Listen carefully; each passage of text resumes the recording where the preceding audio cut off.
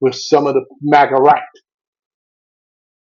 because I'm not going to point the finger at the entire Republican Party, but the Make America Great Again, my ass, those folks are, people are tired of those folks, just plain and simple. And they broke Zoom for a little bit. And it was good to see, despite some of the odd reports that came out hours after the fact from Fox News and from other MAGA ass kissers, you know. Um, the tactics that are going on, it's starting to wear thin on people. It's starting to get old and stale and tired, and people are starting to check the fuck out.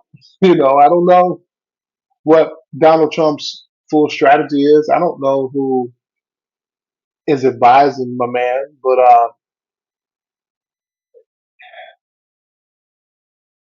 he's pretty much out of answers right now. I'm sure he's gonna continue to be who he is. We all know who he is, whether you're uh, far left or a MAGA Republican or somewhat in the middle or a progressive. It really doesn't matter. We all know who the 45th president of the United States is as a person, you know, whether we want to ignore that part because for some he fits their agenda narrative. That's between you and the people that you pray to, the person or being or spirits that you pray to, if you are a prayerful person. And if you're not, then that's up to between you and yourself and the people in your subset with whatever the fuck that is going on. So white men for Kamala, white dudes for Kamala, they got together on Monday and they pledged a lot of money. Kamala had her speech in Atlanta and it was filled with a performance show by Megan Thee Stallion. I mean, I know she's a supporter. I'm not gonna dog her out. Some of the musical choices, I don't know if it fits a presidential campaign or a campaign launch. I don't know if that necessarily fits, but I am middle aged. So for me, Megan Thee Stallion doesn't do that much, honestly. She's talented. She's a really decent lyricist. She understands music, but it doesn't do anything for me. That doesn't mean just because it doesn't do anything for me, it may do something for my kids who are of that age bracket, that age group that listen to her and enjoy her music, in all honesty. So that was a great appeal to the younger voters who, quite frankly, don't really have a place in the MAGA Republican part, especially when Donald Trump brings out a very known racist Kid Rock and a very known racist Hulk Hogan. Yeah, good luck with that. And by the way, what are your policies? How are you going to fix the border? How are you going to stop inflation from continuing to hammer home on the middle class instead of trying to get rid of Obamacare?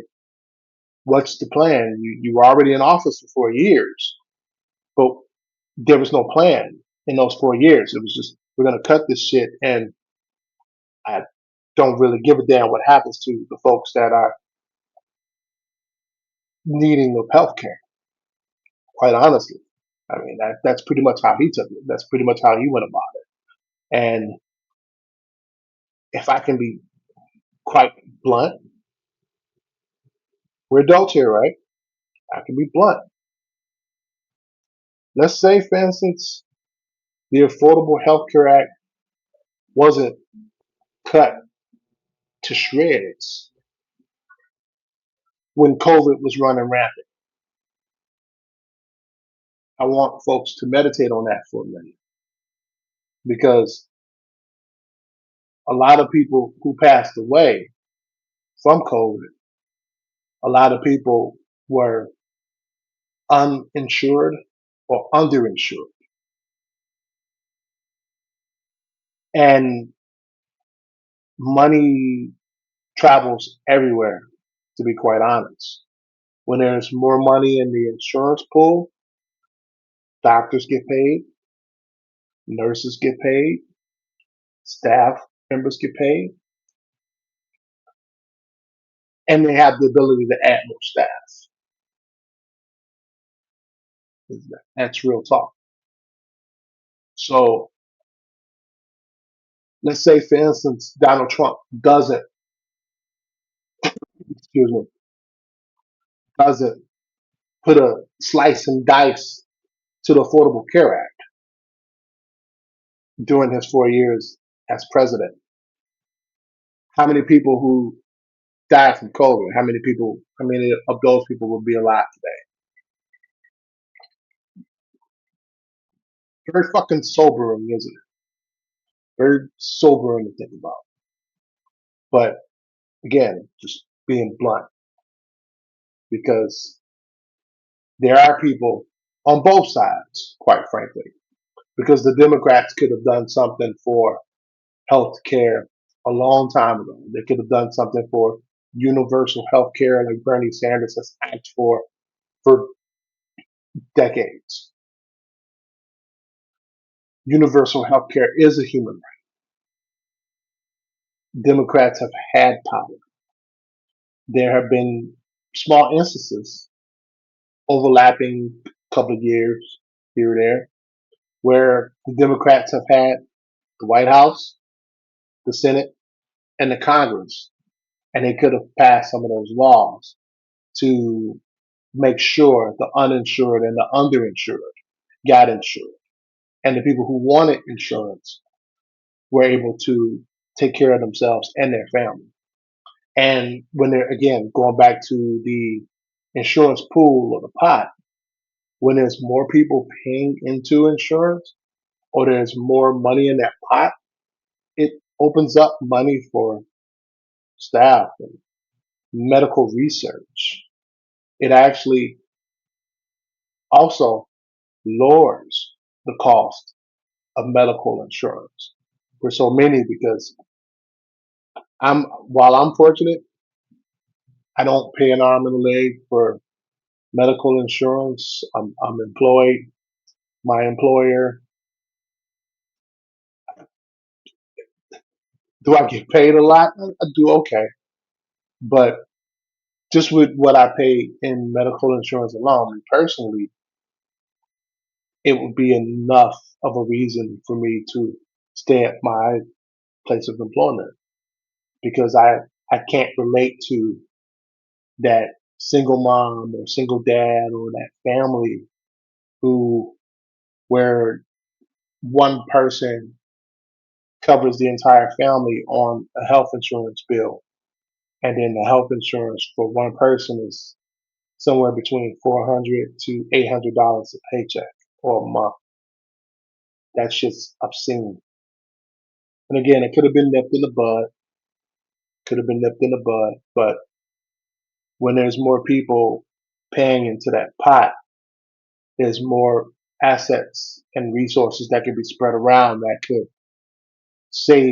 have saved the hundreds of thousands of people here that passed away from it.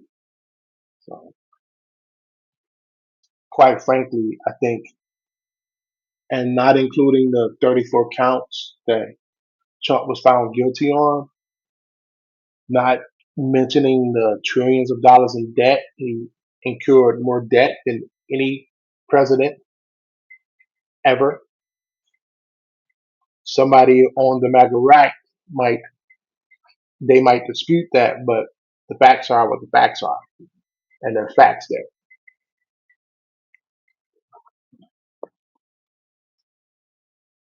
Despite all that, his response to COVID Oh, maybe it'll wash away with bleach, that bullshit. The motherfucker was laughing at folks while folks were dying. The motherfucker was not sound minded while folks were dying. When he caught COVID, you think he suffered? Fuck no. Fuck no. He didn't suffer. He went to that famous hospital that people like him go to, and he got cured. And he didn't learn the lesson from it because when you have the medical care that he has, it's okay, and I can't mince words. My personal health insurance is very comparable to those in the federal government, and it makes a big difference because when people see that you're insured, they take care of you a little bit better. I've seen it with my own eyes. So just how he handled COVID alone, to me, never mind Charlottesville, never mind there were fine people, never mind all of that shit. Never mind the allegiance to Steve Bannon and to Roger Stone and people who have historically been despicable folks. Never mind all that. Just how he handled COVID makes him unelectable, my humble opinion. So going back to Kamala Harris's speech, I don't necessarily know if Megan Thee Stallion was with the music. Cool. It's not for me. It's for the younger voters, and I hope that the younger voters got the message. I hope that they see that they have next. It's time for them to take over. It's time for them to take the baton and run with it. And you have to have the right people in place to appeal to them. You have to have the people who identify with them. You have to reach them via TikTok, not X. It's a lot of despicable shit on X. I'll get into that shortly. But despite me not really getting into Megan Thee Stallion's music at that time, I was happy to see her because it was a connection to a voter demographic that a lot of politicians ignore. Pretty much. Powerful. Quavo comes out. I don't know how everyone feels about Quavo. To me, he's in that same category as Megan Thee Stallion. He didn't perform, but he spoke. And he talked about something that people on the MAGA right should be talking about, especially with the assassination attempt on Donald Trump a couple of weeks ago, gun control. And he talked about his meeting with Kamala Harris, Vice President Kamala Harris, hopefully soon to be President Kamala Harris. He mentioned that he met with her talking about gun control.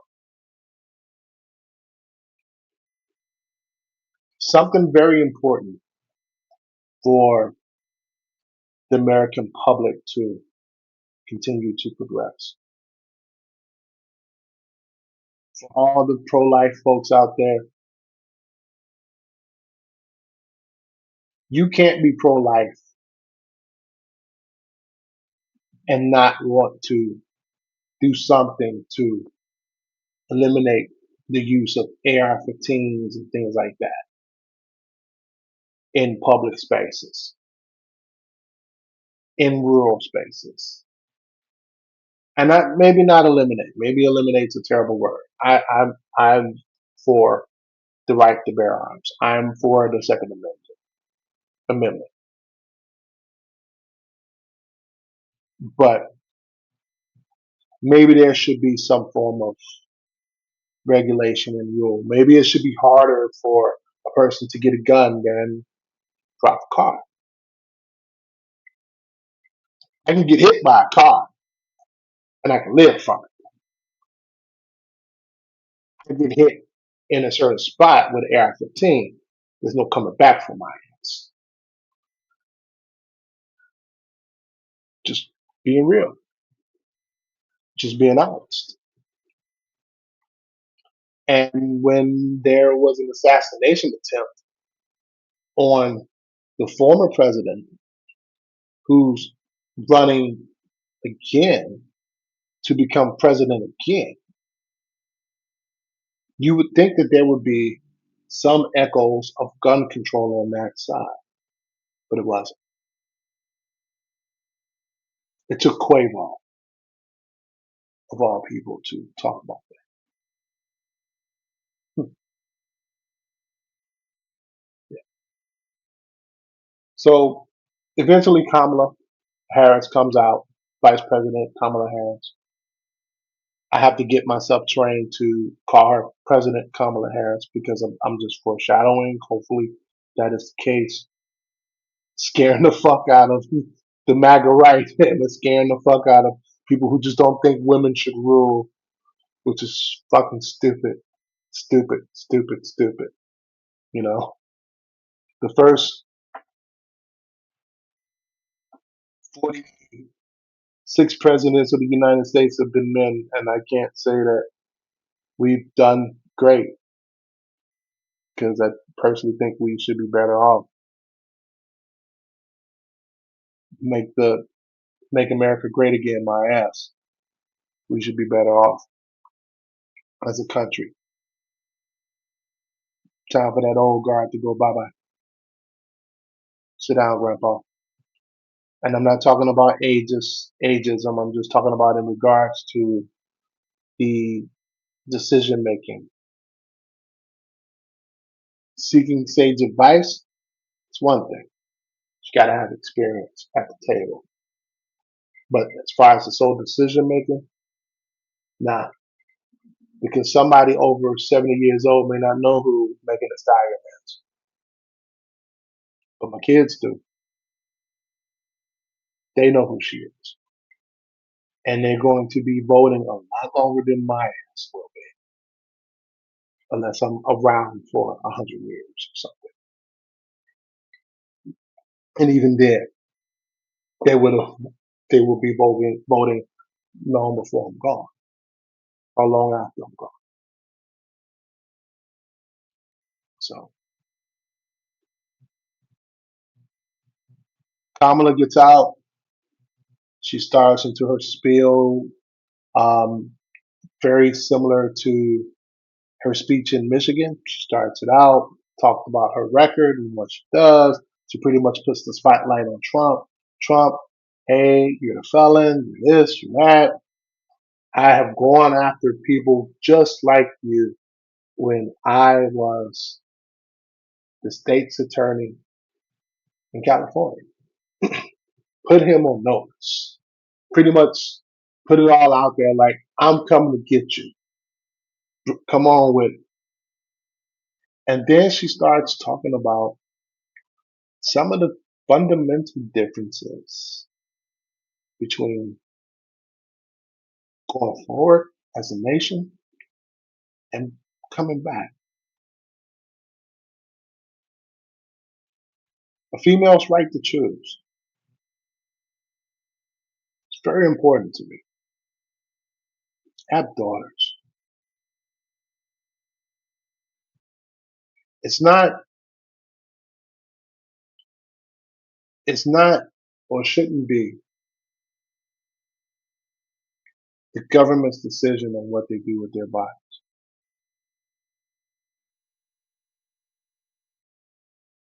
It shouldn't be. It should be their choice only. And they can come to me and we can talk about it. That's how it should be. I wish people would get the hell out of everyone else's bedroom.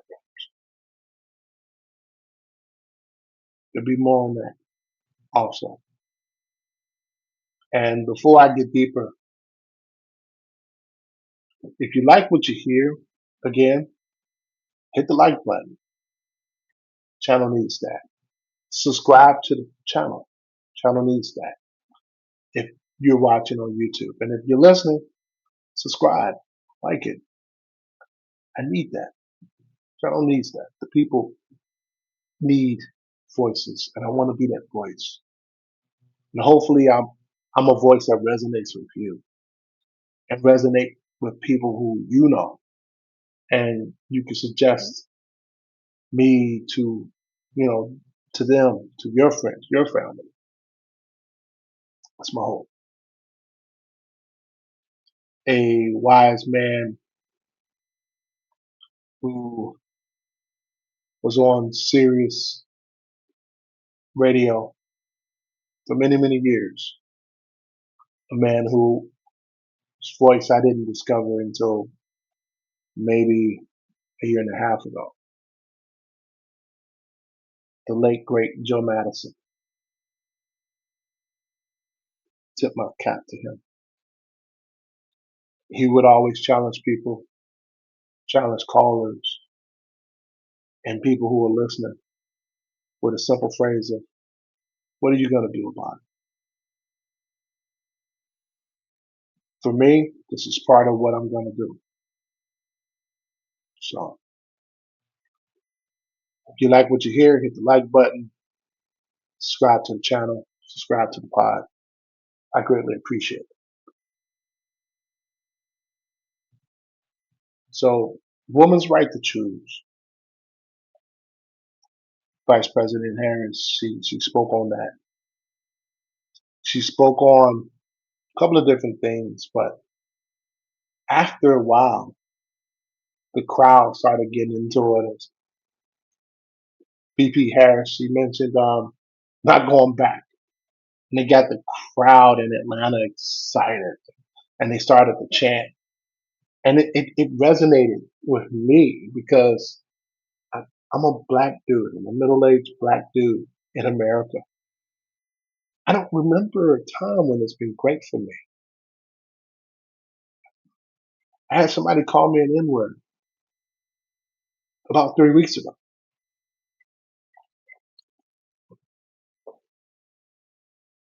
So are we going back to that? You want to go back to that? Who the fuck wants to go back to that?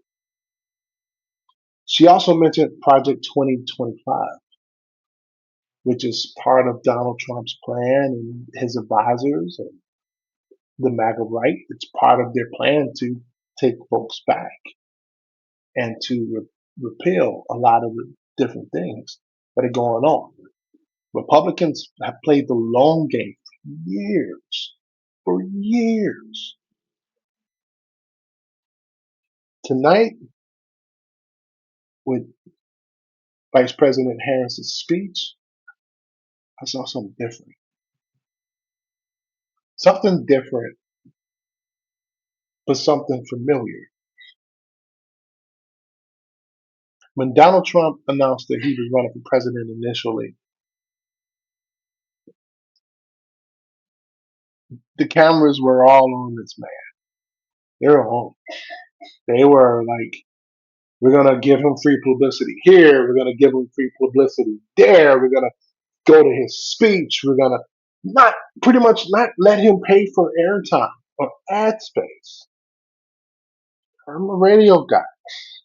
I know how much ad space costs. It's not cheap, y'all. So to get it free, that, be honest, that aided in him becoming president. And the CNNs, MSNBCs, the Fox Newses, the Newsmaxes of the world. I don't know if Newsmax is around. Doesn't matter. Those networks of the world gave this man all the free publicity he could have needed. Very rarely, if ever, on any of those networks did I hear somebody call that shit weird. Weird.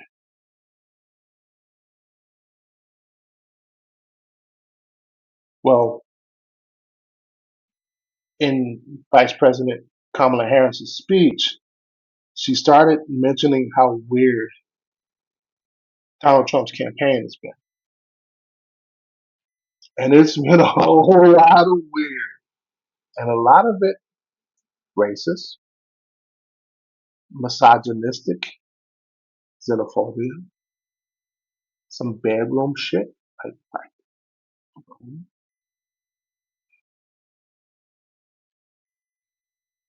but it finally, finally, someone called it for what it was. Someone running for office who actually called it for what it was. So going back, it's a sign of weird. Not long after the white dudes for Kamala, Donald Trump Jr., you know, the son has to stick up for his father. What good son wouldn't?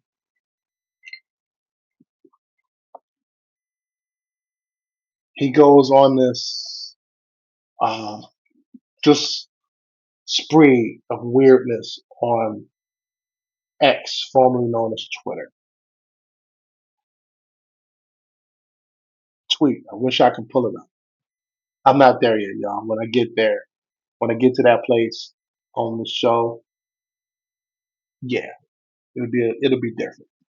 I'm gonna get there. Don't worry. Screenshots, screenshots, screenshots. Watch what he said. But if you are on X, I get you to go check out Donald Trump Jr.'s page, and you'll see it. He called the men CUCKS for Kamala. It's a president. You're the son of the former president. Your father's currently running a presidential campaign. No one's calling it out. No one on CNN, MSNBC, well, Fox News isn't going to do it, and Newsmax isn't going to do it. Maybe the Young Turks, they might. But no one's calling us out. No one's calling for his head. What the fuck? I had to hear about how old Joe Biden was for months. And during the debate, people were calling Joe Biden on, and he had to go. And shortly after, it was like a roar bomb. Joe had to go. But the son of the former president of the United States, the Republican candidate, he uses that language on social media. Barely a peep. That's weird to me.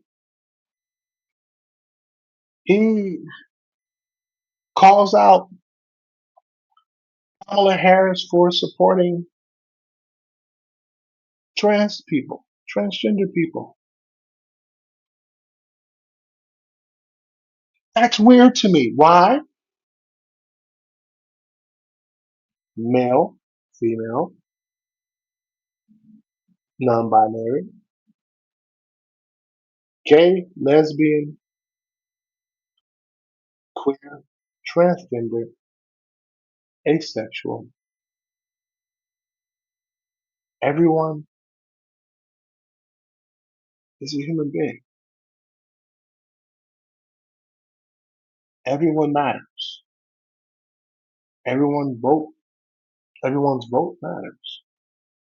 Every person has trials and tribulations.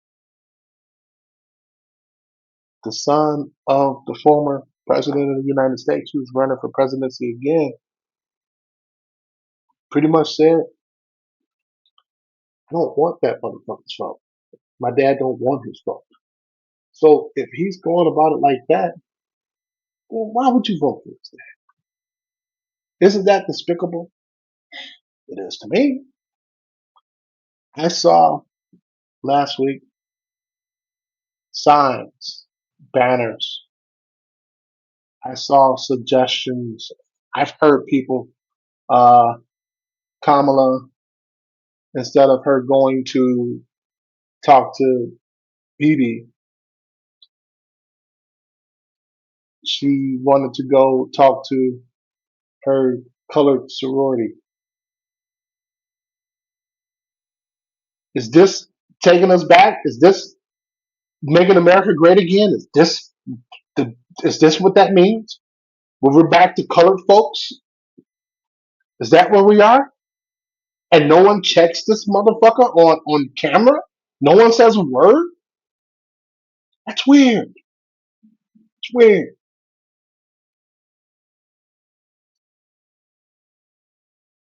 You have a bunch of people calling Vice President Kamala Harris a DEI hire. What the fuck is Marjorie Taylor Greene? Huh? What the fuck is that? Huh? What the fuck is Jim Jones? Huh? White guy? Yeah. Is he smart?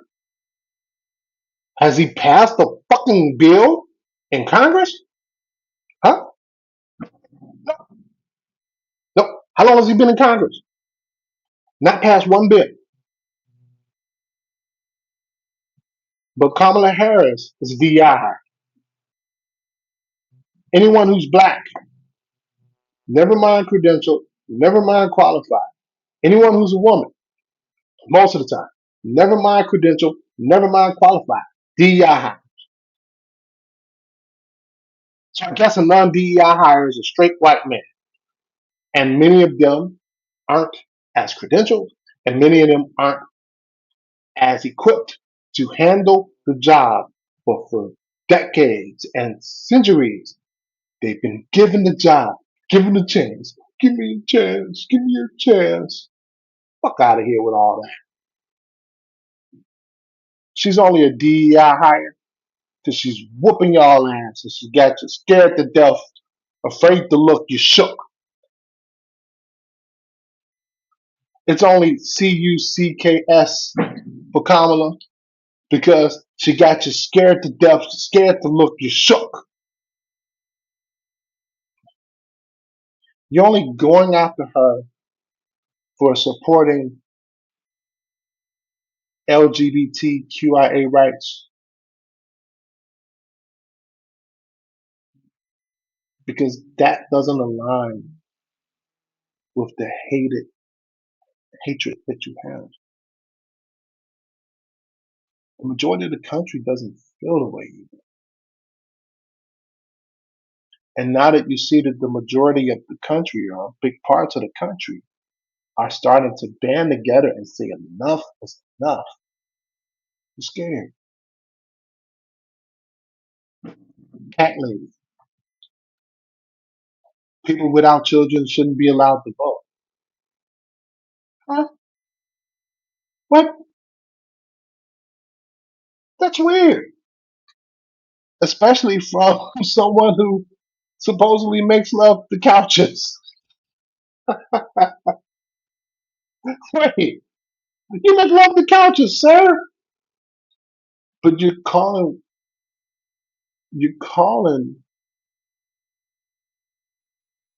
some women cat ladies because they don't have children. Some women can't bear children. Some women don't want to bear children.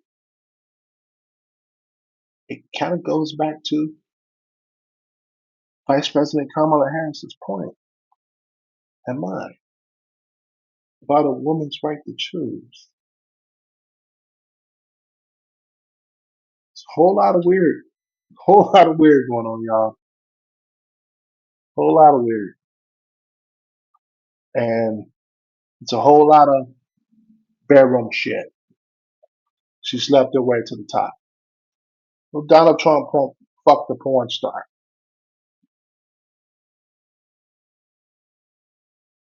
There's no proof that Kamala Harris slept her way anyway. But there is proof that Donald Trump fucked the porn star. And guess what? I don't care. What are your policies? Tell me what you're going to do for the country. How are you going to fix the border crisis? How are you going to stop inflation from continuously rising? How are you going to reverse the price of eggs so that a carton of eggs, 12 eggs, doesn't cost $6, depending on where you live, where a loaf of bread doesn't cost $5? How are you going to stop gas prices from continuously rising? How are you going to bring about universal health care for people so we don't have a mass extension of people? Many of them probably would have been alive today had there been someone a little more sound minded in the White House. What are you going to do about minimum wage where people can have a living wage? What about clean air? One of the things that I enjoyed about COVID was I got to see birds in the city of Chicago that I typically didn't see. And that was great. Why? Because the air was clean. I don't care who slept with who and how they got to it. I don't care. I don't want to entertain the C word.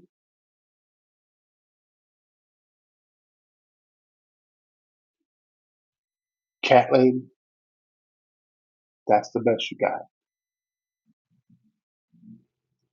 Might as well just come out and call her an N word.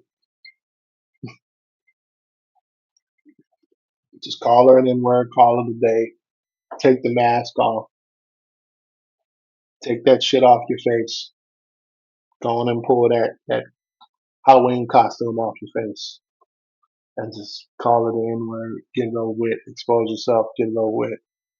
The jig is up. People know who we all are. The jig is up. It's over with. And these last 9 days have proved it. It really has. And folks can say what they want to say. Insults do not equate to policy. Insults work when you're playing the dozens. It's good for a roast. It's good for a clown show. I do stand up from time to time. Can't get away with that doing stand up anymore. So with the insults, who are you trying to appeal to? How are the young voters gonna look at you as righteous people, as people worthy to vote for and root for? How are you resonating with them? How are you reaching them? You're not. You're not doing anything to lower the cost of college tuition. You're not doing anything to help working families pay for pre-K. Not doing any of that. You have no policies. None. And if you do, I haven't heard any, and the rest of the American people haven't heard any either. So, my friends on the MAGA right, I have a few words for you. Well, several. You're scared to look.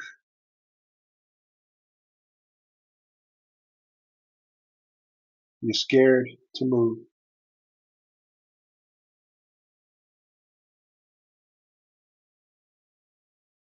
because you know the jig is up. Thank you all for taking the time out to listen to me. If you like what you heard, again, hit the like button. If you're watching this on YouTube, subscribe to the page. I greatly appreciate any and all of the support. Tell your friends, tell your neighbors, tell your family, support the pod. There'll be more and more and more. Why? Because this is what I'm going to do about it. Thank you very much for your time. I'll be back.